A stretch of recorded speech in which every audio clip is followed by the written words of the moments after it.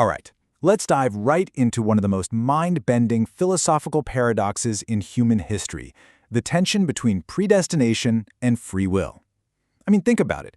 If a supreme being knows and decrees absolutely everything that happens in the universe, how can your choices possibly matter?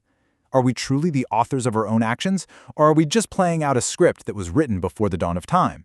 Well, today, in this explainer, we're going to explore exactly how classical Islamic theology and the mystical traditions of Sufism navigate this exact tension. So, here's our roadmap. We'll start with the free will paradox, check out Al-Ghazali's middle path, and dissect the concept of acquisition.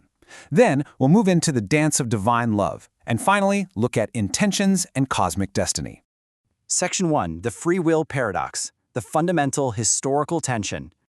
To really wrap our heads around this, we actually need to travel way back to the 7th and 8th centuries, to the early debates in Islamic thought about human responsibility versus absolute divine sovereignty. To bring this right into your reality for a second, are you consciously choosing to watch this explainer right now, or was this specific moment destined since literally the beginning of existence? If it was predestined, how can you be praised for learning something new? And if you chose it completely independently, well, doesn't that imply there are things happening in the universe outside of a creator's control? Historically, this sparked two incredibly extreme views. On one side, you had the Jabriya. They believed in absolute determinism, essentially saying human agency is a total illusion and we're all just helpless leaves blown by the wind. On the exact opposite side, the Khalidiyya argued for absolute free will, claiming humans independently create their own actions. Both of these extremes presented massive theological problems. I mean, how do you punish a puppet for a script it didn't even write? But conversely, doesn't absolute free will compromise total divine power? Moving on to Section 2, Al-Ghazali's middle path, breaking the binary. To solve this fierce debate, the 11th century theological titan Al-Ghazali stepped in. He championed a highly nuanced view known as occasionalism, and he used a really brilliant metaphor to explain it. He wrote, "The ink asked the paper, 'Why have you become black?' The paper replied, 'Because of you.' The ink responded, 'But I am black because of the pen.'" So Al-Ghazali traces this chain of causation all the way back. The paper blames the ink blames the pen is controlled by the hand is directed by the intellect is ultimately guided by the will of God. It's this profound way of showing that while human actions definitely have immediate, localized causes, they ultimately trace back to a single divine source. Humans have the capacity to choose, but the actualization of that choice traces right back to the ultimate creator. Section 3. The concept of acquisition, merging creation and accountability. Now, to make this work mechanically, Ash'ari theologians used a really fascinating concept called kasb, or acquisition. The doctrine here is that God creates every single physical event directly, but, and this is key, when a human being makes a choice among the options provided, the human acquires the moral responsibility for that act.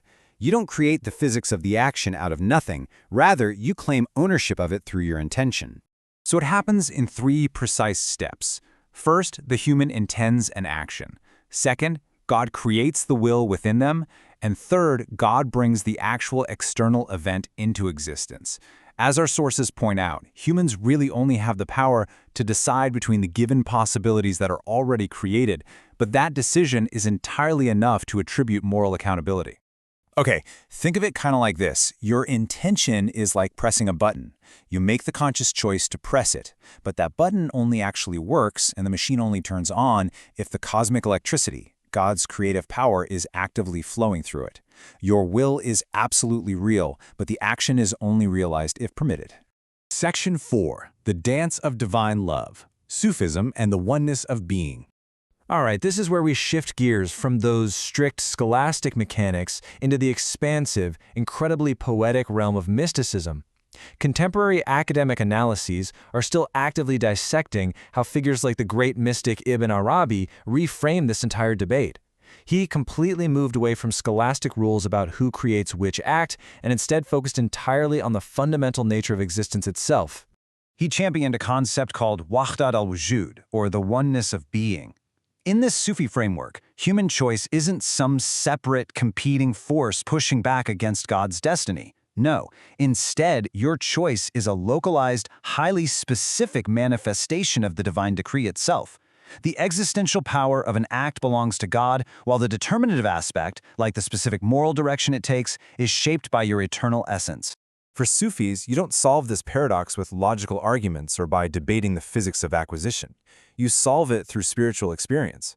They talk a lot about fana, which is the complete shedding or annihilation of the individual ego, and baka, subsisting purely in the divine.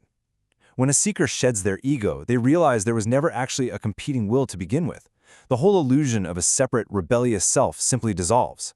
At this peak of spiritual awareness, the mechanical acquisition of acts that we talked about earlier evolves into a fluid, beautiful dance.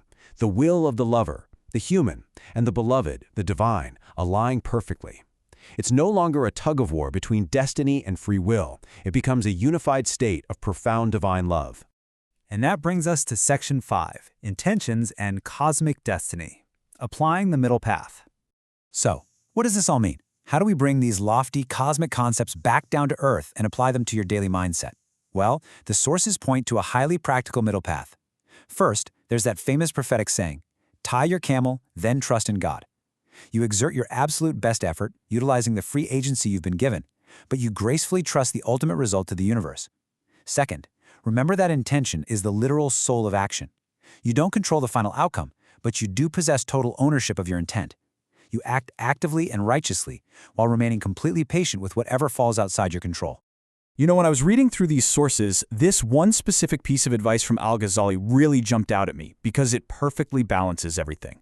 He says, you must strive as if everything depends on you, while trusting in God as if everything depends on Him. It completely destroys fatalism, the toxic idea that you should just do nothing because it's all written anyway, while simultaneously eliminating the sheer arrogance of thinking you are the sole master of your universe.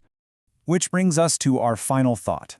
The overarching lesson from centuries of debate, from the mechanics of kasb all the way to the poetry of Sufi love, is that your true power lies in your intention.